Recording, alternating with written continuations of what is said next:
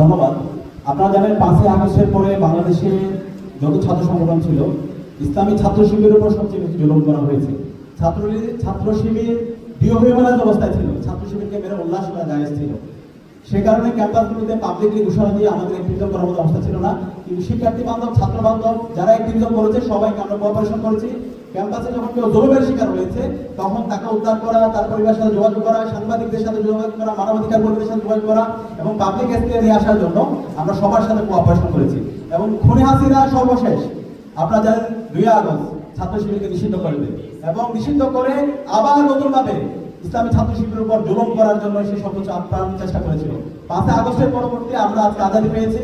5ই আগস্টের পরে আমরা বলছি শহীদদের আকাঙ্ক্ষার আলোকে নতুন রাজনীতি বিনির্মাণ করতে চাই। সেই রাজনীতি বিনির্মাণ করে আমরা ইসলাম ছাত্র শিবির দেখিয়েছি। ক্যাম্পাসে যদি বলি ঢাকা বিশ্ববিদ্যালয়ে 1 বছর জুড়ে সবচেয়ে বেশি শিক্ষার্থী বান্ধব এবং ছাত্র বান্ধব প্রোগ্রাম কারা করেছে, সেটা হচ্ছে আমার সংগঠন ইসলামী ছাত্র শিবির।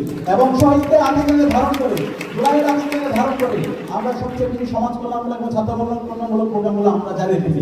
আমরা যখন শিক্ষার্থীদের ম্যান্ডেট পেয়ে সেবা করবো, সবার আগে আমরা শিক্ষার্থী, আমাদের জোটের নাম হচ্ছে ঐক্যবদ্ধ শিক্ষার্থী জোট। শিক্ষার্থীদের ভয়েসে আমাদের ভয়েস, শিক্ষার্থীদের আকাঙ্ক্ষায় আমাদের আকাঙ্ক্ষা, শিক্ষার্থীদের যে স্বার্থ সেই স্বার্থ বাস্তবায়ন করার জন্য বিশ্ববিদ্যালয় প্রশাসনকে বাধ্য করা এবং শিক্ষার্থীদের স্বপ্নের ক্যাম্পাস নির্মাণ না করার পর্যন্ত আমরা থামবো না, আমরা আমাদের লড়াই চালিয়ে যাবো।